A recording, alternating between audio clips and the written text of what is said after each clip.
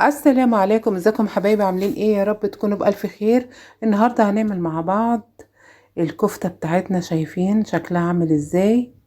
انسي اي طريقة للكفتة عملتيها وتابعيني في الفيديو، هتلاقي طريقة خيالية. تمام.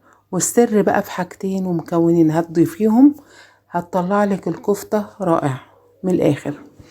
تمام. بينا بقى نشوف مكوناتنا والطريقة عملناها ازاي. معانا بصل، عايزة تقللي بصل عن كده قللي. تمام. بشرنا البصل وبشرت قطعة ليا زي ما انتوا شايفين كده. والفراخ بتاعتي غسلتها، دي اوراق مخلية ودي صدور. تمام. وصفيناها كويس. نبتدي بقى ايه؟ نفرم الفراخ بتاعتنا. تمام. في بيفضلوا الصدور عشان الاوراق بيبقى فيها عروق كده، بس مفيش مشكلة، بس الاتنين مع بعض بيخلوا الكفتة بتاعتنا جوسي وطعمها رهيب. معانا بقى فلفل احمر، ممكن تحطيه حامي ممكن تحطيه بارد. هحطه مع اخر قطعة فراخ عشان لو فرمتيه لوحده، انا عايزاه مفروم مجروش. تمام. لو فرمتيه لوحده هيبقى زي المية، نزل مية، انا مش عايزة ينزل مية. فحطيته مع اخر قطعة فراخ بالشكل كده زي ما انتوا شايفين. وفرمنا بقى ايه؟ الفلفل او زي ما انتوا شايفين شكله. تمام. وفضيت بقى مكونات الفراخ بتاعتي في البولة بعد الفرم، وحطيت بقدونس. تمام. وحطيت قطعة اللية،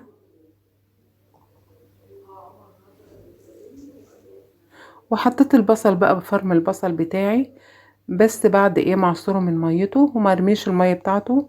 هقول لكم احنا هنستعملها في ايه دلوقتي. تمام.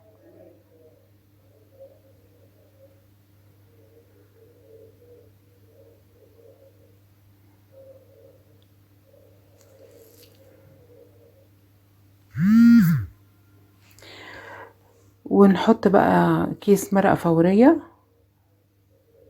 وبابريكا وملح وفلفل وبهارات فراخ، مش اكتر من كده.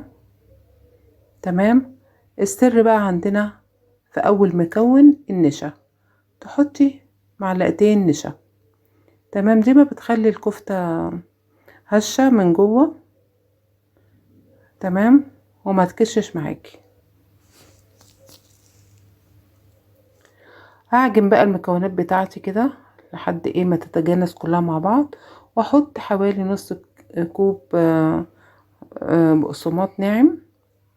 تمام. بعد ما عجنا الكفتة بقى خلاص وخلصنا، نيجي بقى لمية البصل، احط عليها معلقة صلصة وشوية زيت، واحط فلفل وملح. تمام. واقلبهم، ودول هخليهم على جنب عشان ابل ايدي منهم وانا بصبع الكفتة. دهنت بقى الصينية بتاعتي زيت، وجبت العصاية اللي هي بتاعت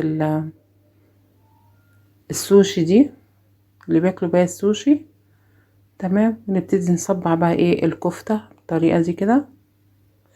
ما تحاوليش تصبعيها رفيعة عشان ما تنشفش منك، حاولي الصباع يكون تخين معاكي. تمام. اهو بالشكل ده كده.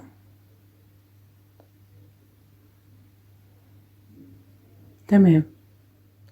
خلصنا بقى الكمية بتاعتنا وحطيناها في الفرن. تمام. طلعت معانا بالشكل ده كده. يا رب الفيديو النهاردة يكون عجبكم، مش هتستغني عنها خالص، طعمها حلو قوي.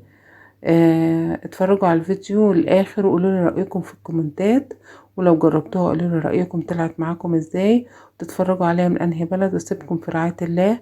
متنسوش